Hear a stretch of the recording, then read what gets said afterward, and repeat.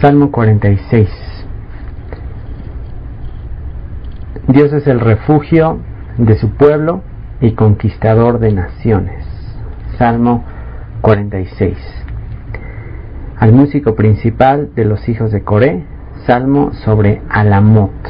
Alamot significa cosas escondidas.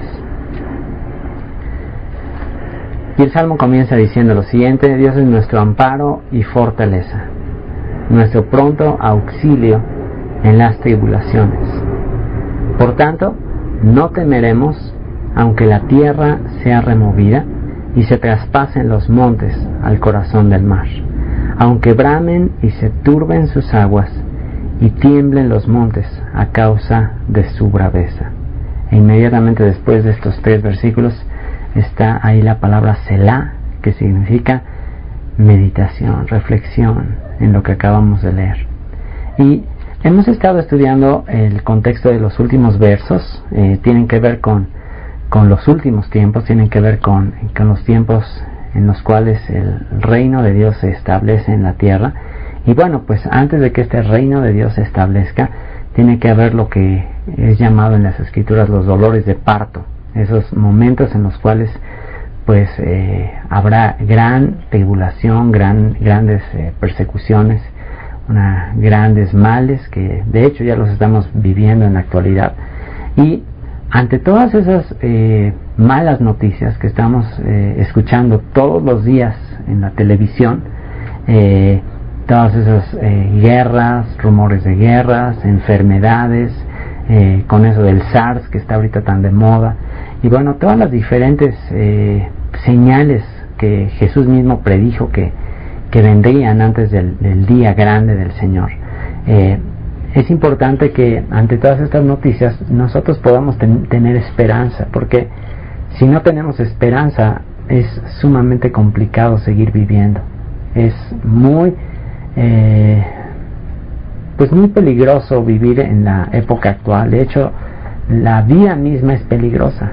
Nuestra vida es sumamente frágil. Estamos expuestos, sobre todo viviendo en una ciudad como la nuestra, estamos expuestos todo el tiempo a una gran cantidad de peligros. Y al ver que el simple hecho de salir a la calle ya implica un riesgo, si no fuera porque tuviéramos la esperanza, si no fuera porque tuviéramos la fe de lo que este salmo dice, Dios es nuestro amparo y fortaleza, nuestro pronto auxilio en las tribulaciones, si no fuera porque tuviéramos esa esperanza, entonces quizás ni siquiera querríamos salir de casa. Pero aún en todas esas tribulaciones, aún en todas esas pruebas, tenemos la confianza de que Dios es nuestro amparo, nuestra fortaleza, nuestro pronto auxilio en las tribulaciones. Apocalipsis capítulo 6 al 19 habla de todas las tribulaciones, las pruebas, las plagas, las señales, el juicio que traerá Dios a este mundo en el fin de los tiempos. Y esta es una de las promesas en las cuales Dios nos dice que Él nos librará, Él nos auxiliará en esas tribulaciones.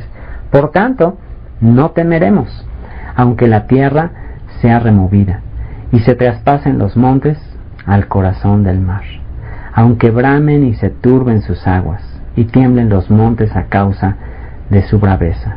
Verso 4: del río sus corrientes alegran la ciudad de Dios, el santuario de las moradas del Altísimo. Y en este contexto de tribulación, en este contexto de pruebas, nos habla el verso 4 acerca de la ciudad de Dios y nos habla del santuario, el santuario que Dios ha elegido para que su presencia more o habite en ese lugar.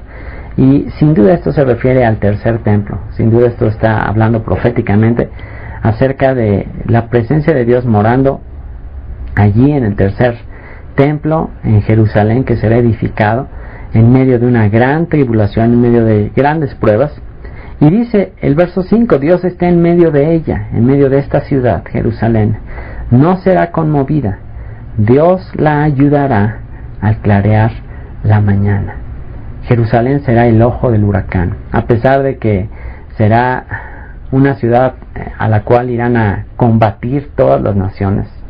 Será la copa que hará temblar a las naciones. Será una ciudad pues que las naciones tratarán de destruir. De hecho, hasta Hasta el momento Jerusalén ha sido una de las ciudades más atacadas, una de las ciudades más pues peleadas por muchas naciones.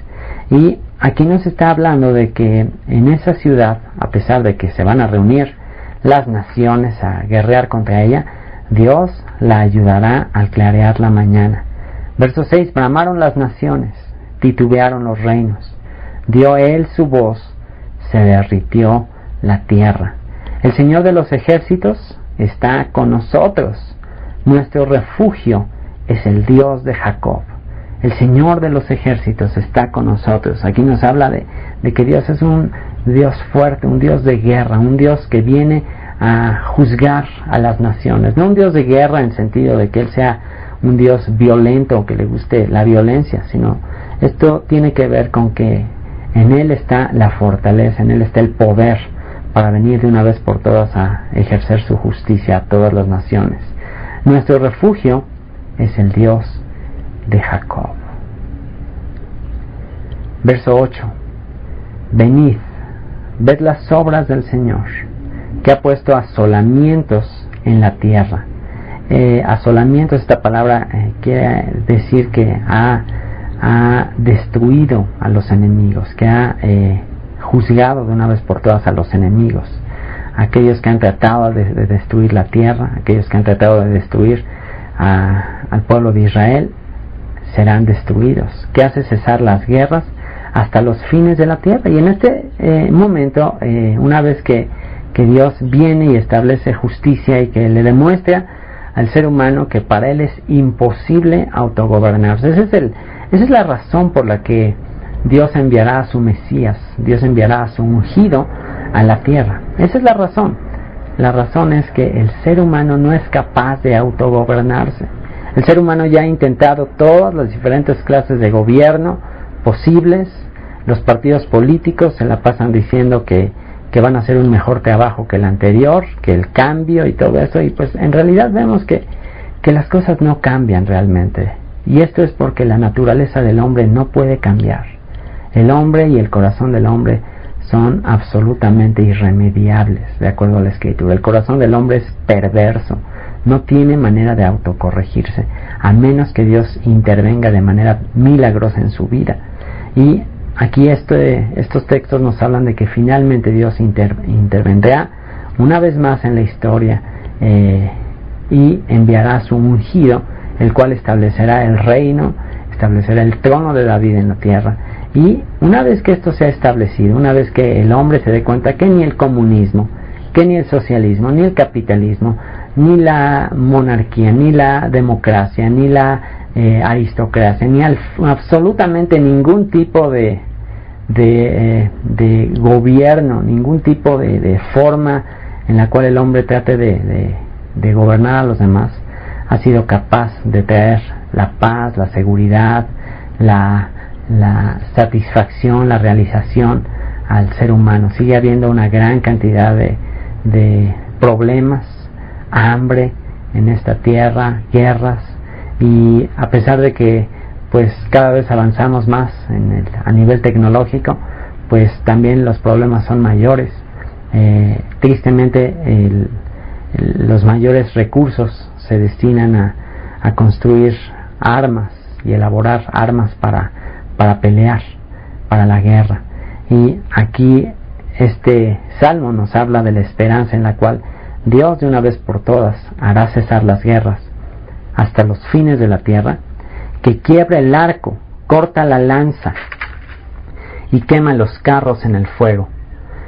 Y aquí nos habla de eso precisamente, de lo que el profeta Isaías también dijo que sucedería en Isaías capítulo 2, en el cual Él, de una vez por todas, el Señor, cuando Él envíe a su Mesías, a su ungido, Él de una vez por todas hará cesar las guerras. Y todos los instrumentos, todas las armas que se usaron para pelear, serán transformadas en instrumentos para labrar la tierra, para sembrar, para cosechar. Y por fin la gloria del Señor y la paz cubrirá toda la faz de la tierra. Y nos habla también de que el león morará con el cordero, y ya no habrá más muerte, ya no habrá más violencia, se acabará todo esto de la supervivencia del más fuerte, porque la gloria del Señor cubrirá toda la tierra y toda carne juntamente la verá, porque la boca del Señor ha hablado. Va a ser un tiempo en el cual finalmente Dios va a intervenir en la historia. Y una de las cosas pues hermosas del final de este salmo es que termina diciendo en el verso 10: estad quietos y conoced que yo soy Dios. Seré exaltado entre las naciones, enaltecido seré en la tierra. El Señor de los ejércitos está con nosotros, nuestro refugio es el Dios de Jacob.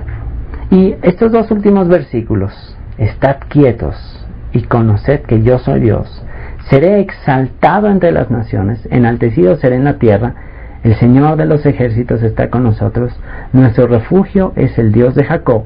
Estos versículos nos hablan de algo que ya ocurrió. Es algo similar a lo que ocurrió en tiempos de Moisés, cuando Moisés sacó al pueblo de Israel de la tierra de Egipto, los sacó de la esclavitud. Dios iba con ellos, llevándoles, guiándoles por el camino, y la escritura relata el momento en el cual pues el pueblo de Israel llega a un lugar donde frente a ellos no hay manera de pasar. De hecho, esto se debe a que ahí estaba el Mar Rojo. Entonces el pueblo de Israel llega ahí y pues está totalmente acorralado, porque delante de ellos está el Mar Rojo, y Faraón fue endurecido en su corazón para perseguir al pueblo de Israel.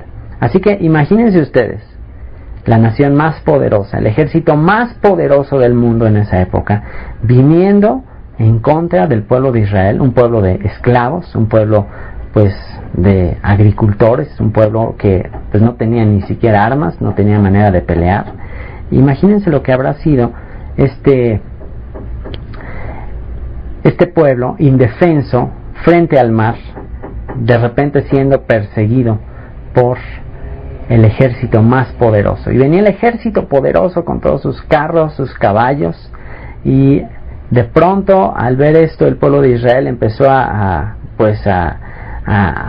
temblar de pavor, de miedo, y empezó a clamar a Dios y a decirle a Moisés: Moisés, ¿por qué fue que nos pasó esto? ¿Por qué el Señor nos ha sacado de Egipto para ahogarnos en este mar? Y el pueblo estaba clamando, el pueblo estaba llorando ahí, lamentándose, pensando que Dios los odiaba y que por eso los había sacado para ahogarlos en el mar. Sin embargo, Dios tenía planeada una proeza, una de sus grandes proezas, con el propósito de dar a conocer su poder a la nación de Egipto y a todos los extranjeros, mostrarles que Él era el único Dios verdadero, ya que había juzgado a todos los dioses de Egipto. Así que es una escena similar a la que va a pasar en los últimos tiempos, cuando todas las naciones se reúnan para combatir a Jerusalén. Va a ser un tiempo en el cual el Señor peleará por su pueblo, y el Señor descenderá en una nube y descenderá y posará sus pies sobre el monte de los olivos, y en ese momento las naciones sabrán que Él es el Dios verdadero. De la misma manera que al estar ahí acorralados en el mar, viniendo el pueblo de Egipto tras ellos, Faraón con todo su ejército, de pronto pues lo único que le dice Dios a Moisés es: levántate y ponte ahí junto al mar, levanta tu vara y estad quietos, les dijo, estad quietos y conozcan que yo soy el Señor.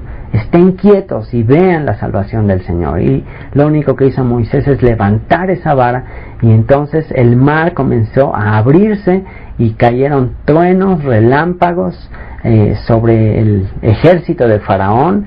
Y una vez que pasó todo el pueblo de Israel, estamos hablando de alrededor de entre 2,5 millones o 3 millones de personas, cruzando el Mar Rojo, y una vez que ellos cruzan, comienza a cruzar el pueblo de Egipto, el ejército de Faraón, y mientras ellos iban cruzando, entonces el Señor dejó que una vez más el mar volviera a su lugar, y quedaron ahogados todos los hombres, todo el ejército de Faraón se hundieron en el mar, fueron totalmente destruidos, y el Señor dio una gran victoria a su pueblo esa tarde.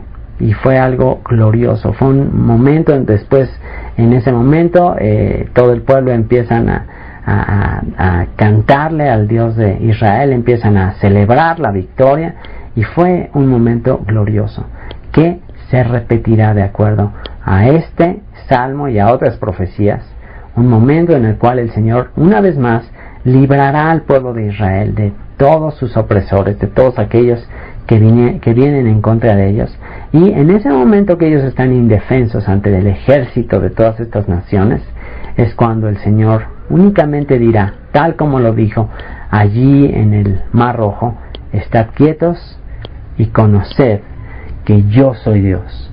Seré exaltado entre las naciones, enaltecido seré en la tierra. El Señor de los ejércitos está con nosotros. Nuestro refugio es el Dios de Jacob. Bendito sea el Señor. Nuestro refugio es el Dios de Jacob.